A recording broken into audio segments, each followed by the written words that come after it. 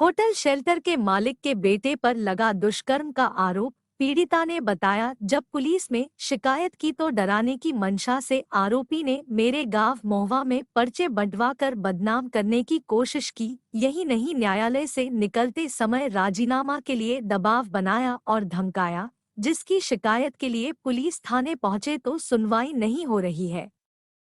पीड़िता ने यह बात अपने अधिवक्ता के साथ उपस्थित होकर पत्रकार वार्ता में कही। क्या घटना है आपकी?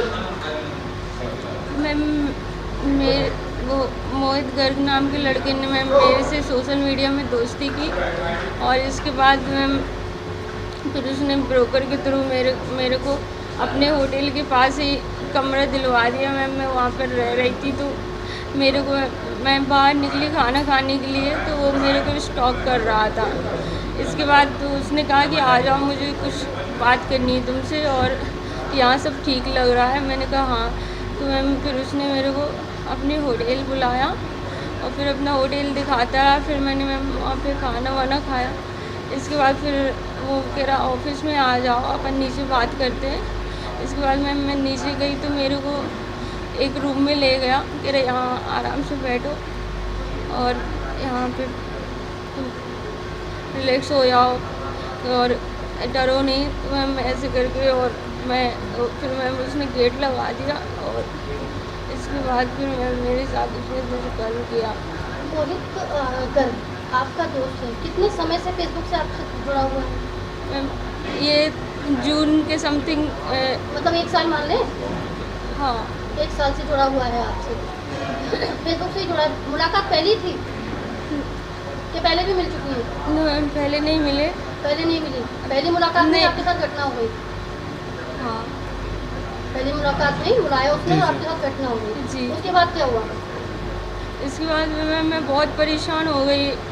तो मैम उसने मेरे वीडियोस वगैरह बना लिए थे। अपने हैंड में रिस्ट वॉच पहने था, जो रिस्ट वॉच उसकी आईफोन से कनेक्टेड थी, तो उसने मेरे वीडियोस बना लिए।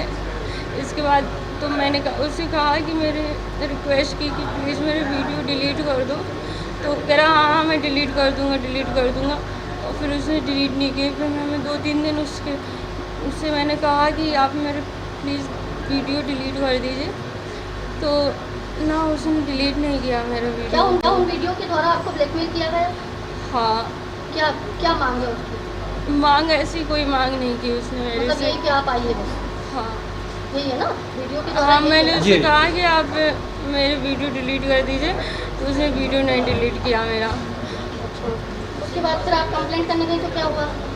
फिर मैं कंप्लेन करने गई तो वहाँ पर मैं 24 को गई थी कंप्लेन करने पड़ाव थाने। तो वहाँ पे CSP विजय भदौरिया सर थे और तो उन्होंने सर मेरी कंप्लेन लॉन्च नहीं की और मेरे को पूरी रात में वहाँ पे बैठी रही 12-1 बजे तक। तो मैंने आवेदन दिया तो मेरा गलत तथ्यों के साथ उसमें साइन करवा लिया और फिर इसके बाद फिर मैंने CM हेल्पलाइन और वुमेन हेल्पलाइन में उस दिन 24 को कंप्लेन दर्ज करा दी।